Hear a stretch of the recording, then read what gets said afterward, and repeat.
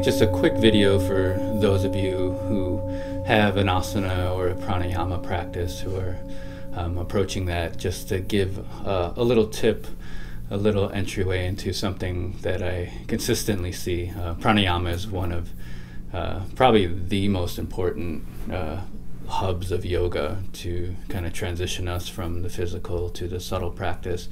And so I strongly encourage it for everyone to try to approach, at least in their practices. But today I just want to make a small point about digital pranayama, which is manipulating the breath, the nostrils with the fingertips, actually, the digits. And so what you see a lot when people do this is they're really harsh on the nose.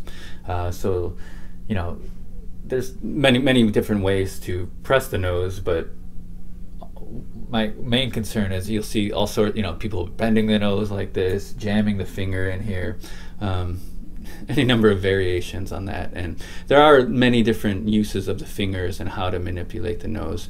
So I'm not so concerned about that, but it's this harshness. I've seen cases where people actually end up deviating their septum from being too rough with their nose if they have a consistent, steady practice. And if you practice that way for a long time, it can actually create issues if you have weakness there already. So it's something to be really careful about.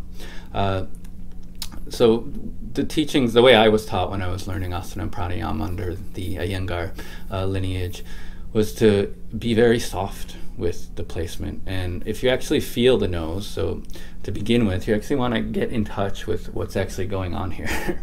You can just take your fingers right up near their eyebrows and just feel down that nasal bone. So, it's fairly sturdy there, but then when you get actually to the actual nasal passage here, where the air is actually coming in and out of the nasal cavity, it's only a really small opening that the breath is actually coming through.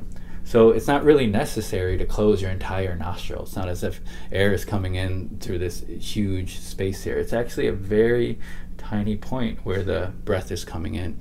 And so that's really the only point that we need to manipulate in order to control the flow of the breath into our body.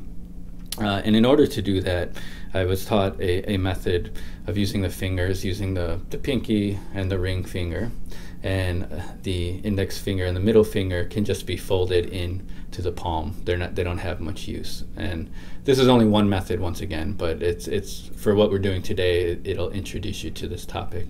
And then with the pinky and the ring finger here, I've seen different variations on this even within the Iyengar lineage. What I tend to like to do is to actually place my ring finger to manipulate the nasal the nasal opening there, and let the pinky rest onto the nostril itself. And then you can take your thumb and have the tip of the thumb to manipulate the other nostril. So that's the basic placement there.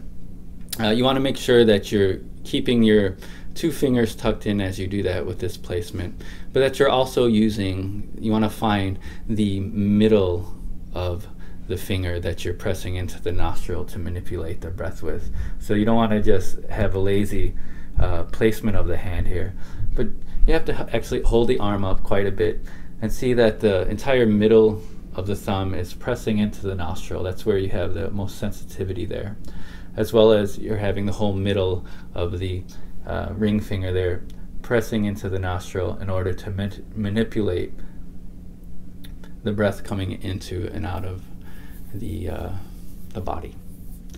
And so that's kind of just the basic. I'll let you work with that on your own practice to discover what you can.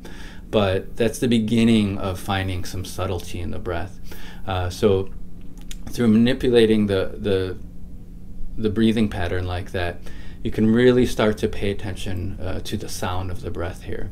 And it's really the sound and listening to the evenness and the smoothness of the breath that it gets you drawn deeper and deeper into kind of a meditative stance within pranayama. And it's one of the beginning stages to making pranayama a bridge to the inner practices, to the meditative function. So by manipulating the breath like that, you can start to really hear if the breath is smooth, if it's even, if there's, if there are jerks in the breath and perhaps something's stuck in there, or if you're forcing it too much. But the ideal is to move towards a slow, smooth, even breath to your own capacity at all times. And with that fine manipulation of the fingertips, you can really start to engage with how much breath is coming in, and even slowing down the amount of breath coming in as you get more and more subtle, which is a little more advanced and takes some time to get into. For now, this is for those of you who maybe don't have a pranayama teacher, or just working out of videos or something like that. But it's just a hint and a caution to really start to pay attention to that placement of the fingers and the flow of the breath in that manner, instead of some of these more gross and kind of harsher instructions that are out there these days.